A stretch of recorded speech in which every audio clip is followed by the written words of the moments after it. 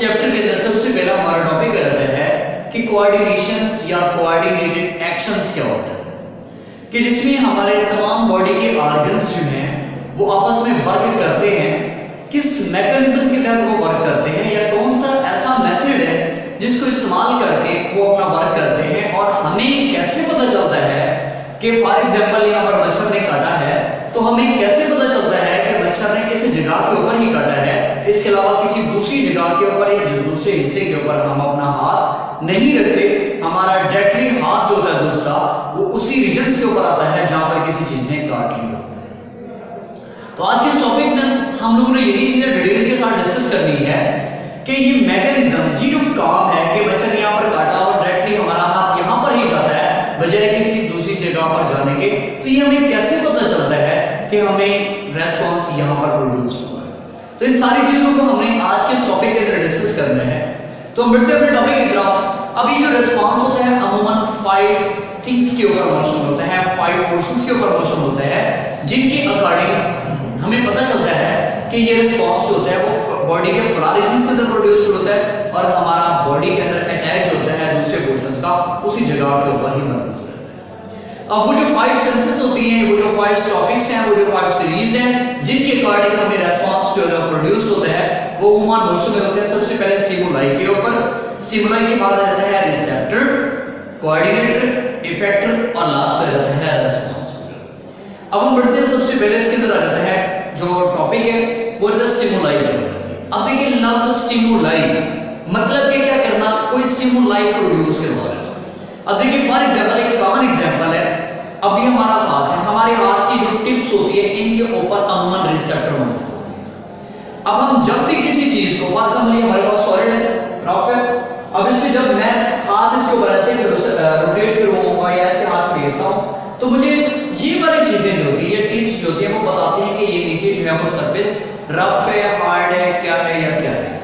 तो ये सारी चीजें एक रेस्पॉन्स के अंदर आती है। कॉमन दूसरे नंबर पे कि हवा चल रही होती है या सर्दी हो रही होती है तो सर्दी का हमारे बॉडी के साथ जो इंटरेक्शंस होता है और हमें वहां से फील होता है कि कोई ऐसी चीज, कोई ऐसी हार्ड चीज है, सॉफ्ट चीज है, हमें या हमारे बॉडी को टच कर रही है या हमारे बॉडी के साथ अटैच हो रही है, तो वहां से हम इसका तखय्युल अपने ब्रेन के अंदर कर लेते हैं कि मे भी हो सकता है कि ये हार्ड चीज है, सॉफ्ट है, या कोई जानवर हो सकता है या कोई भी चीज हो सकती है। तो ये सारी सबसे पहले क्राइटेरिया इसके अंदर जो रहता है वो क्या रहता है, रेस्पॉन्स। अब अगर रेस्पॉन्स हमने प्रोड्यूस अपनी बॉडी के अंदर कर लिया, बॉडी के कौन से रीजन में, ब्रेन के अंदर कर, क्लियर। अब ब्रेन में रेस्पॉन्स हमारे पैदा हो गया है, अब इसकी आइडेंटिफिकेशन जिसको कैरी करके लेके जाएंगे रिसेप्टर। अब रिसेप्टर अमूमन डिफरेंट सिस्टम्स के होते हैं जिसमें एंजाइम लाइगेटेड हो जाते हैं, अल्फा जाता है, बीटा जाता है और डिफरेंट्स होते हैं, वो रिसेप्टर आ जाते हैं जो कि हमारे बॉडी के डिफरेंट पोर्शंस के ऊपर, स्किन के रिसेप्टर और होते हैं, हार्ट के ऊपर और होते हैं, जो दूसरे जो होते हैं कंट्रैक्शन और रिलैक्सेशन वाले ऑर्गन्स, तो वहां पर ही जो रिसेप्टर्स हैं वो डिफरेंस कर जाते हैं। तो ये है रिसेप्टर। रिसेप्टर का मेजर काम क्या है कि ये मैसेज को जो है वो one place to the other place क्या करा देंगे, कैरी करवाएंगे। ये कि फॉर एग्जांपल यहाँ पे कोई इशू हुआ है तो यहाँ से मैसेज को जो कैरी करवा के लेके जाएंगे वो रिसेप्टर भी कैरी करवा के लेके जाएंगे। तो रिसेप्टर का मेजर ये रोल आ जाता है कि वो मैसेज को क्या करते हैं, ट्रांसफर करते हैं नेक्स्ट जनरेशन। अब इसके बाद नेक्स्ट हमारे पास आता है कि कोऑर्डिनेशंस क्या होता है। अब देखिए कोऑर्डिनेशन, को का मतलब है कॉम्बिनेशन, मतलब ये कि ये मालूमात को क्या करेगा, जो रिसेप्टर मालूमात क्या कर रहा है, स्टिमुलाई से जिसने ली थी, अब वो मालूमात कैरी करवा देगा रिसेप्टर के पास, रिसेप्टर ने इस मालूमात को आगे ट्रांसफर कर देना है कोऑर्डिनेटर के पास। अब देखिए कोऑर्डिनेटर मतलब किसने मालूमात को क्या कर लिया, अपने स्टोर कर लिया अपने अंदर। अब ये मालूमात होती है अमूमन कहां पर, ब्रेन के अंदर स्टोर हो जाती है। अब ब्रेन के अंदर जो नर्व्स वगैरह होती है वो उनको क्या कर देती हैं, ट्रांसलेट करती हैं कि इस मैसेज के अंदर क्या कुछ कोड किया है, वो मौसूल करेंगे, मौसूल करने के बाद इसको क्या करते हैं, उसमें तरामीम कर देते हैं, गो थ्रू करते हैं, स्टडी करते हैं कि इसमें किस किस्म का इशू है। अब जब ये सारा कुछ प्रोसेस हो जाता है उसके बाद ये ट्रांसफर कर देते हैं आगे इफेक्टर की तरफ। अब इफेक्टर क्या करेगा, कोऑर्डिनेटर से जो है वो मालूमात को कैरी करेगा, मौसूल करेगा, मौसूल करने के बाद उसको रीड करेगा कोडिंग के जरिए, रीड करने के बाद वो फिर उसका आगे जो है वो रेस्पॉन्स शो कराने के लिए क्या कर देता है, नेक्स्ट जो है वो रेस्पॉन्स को ट्रांसफर कर देता है। अब देखिए ये जो लम्हा होता है जिसके अंदर सबसे पहले स्टिमुलाई होगी, रिसेप्टर होगी, बाद रेस्पॉन्स।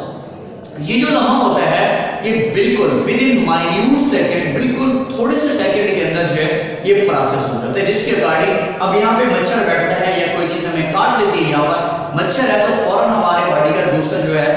या दूसरा हाथ होता है फौरन उसके ऊपर अटैक करता है। अब जैसे अटैक करेगा इस चीज के ऊपर, अब देखिए अब ये कैसे इसको पता चला है, हाथ इसने काटा है उसने और पता इसको चला है, ये रेस्पॉन्स के जरिए जो है वो रिसेप्टर के जरिए मालूमात को कैरी करा के, यहाँ पे दो चीजें, एक एफरेंट आर्टिकल्स होते हैं, दूसरी एफरेंट होते हैं, तो इन्हीं के जरिए जो है वो ये मैसेज की जो है वो कैरिंग प्रॉपर्टीज या मैसेज जो होते हैं वो कैरी किए जाते हैं। तो ये सारा रेस्पॉन्स जो होता है वो किसके अंदर आ जाता है, कोऑर्डिनेशन एक्शंस के अंदर। जब हम इसको देखते हैं कोऑर्डिनेशंस के हवाले से तो उसमें ये डायग्राम्स आ जाते हैं कि देखिए सबसे पहले स्टिमुलाई,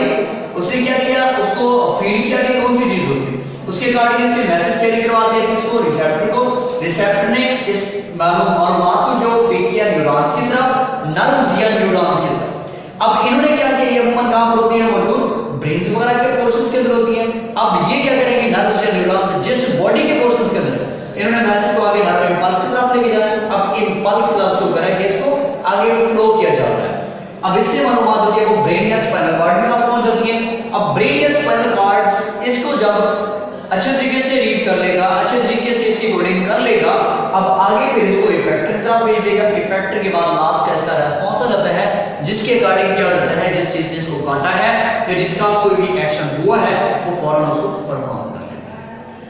उसके बाद फॉर एग्जांपल आपने नोट किया होगा कि हमारा हाथ बाई चांस किसी गर्म चीज के ऊपर पड़ जाता है। अब देखिए जैसे गर्म चीज के ऊपर पड़ा, सबसे पहले हमें फील हुआ कि चीज गर्म थी। अभी हमें किस चीज ने बताया,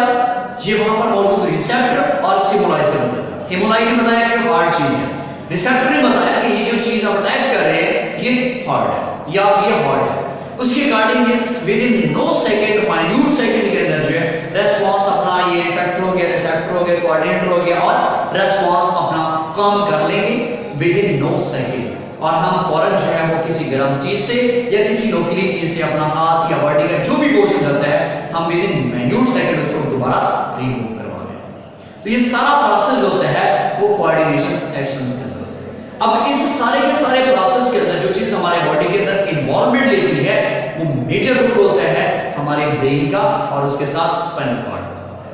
क्योंकि ब्रेन उस चीज को ट्रांसलेट करेगा, ट्रांसलेट करने के बाद उसको जो है वो आइडेंटिफिकेशन करेगा कि कौन सा इशू हुआ पड़ा है, कहां पर हुआ है, क्या हुआ है, उसके अगेंस्ट क्या हुआ है। उसके बाद जो है दूसरा इस अगर इसमें हुआ है तो यहां से रेस्पॉन्स गई है और इसके अकॉर्डिंग रेस्पॉन्स उसका शो होगा। यहां से जो है वो क्या किया है, स्टिमुलाई है, रिसेप्टर का निकल के यहां पर पहुंचने के बाद ब्रेन के अंदर उसने ट्रांसलेट किया, ट्रांसलेट करने के बाद जो है दोबारा इस पोर्शंस के अंदर, फॉर एग्जांपल ये इफरेंट है और ये एफरेंट आर्टिकल्स की तरफ काम करेगा और इसके ऊपर अटैक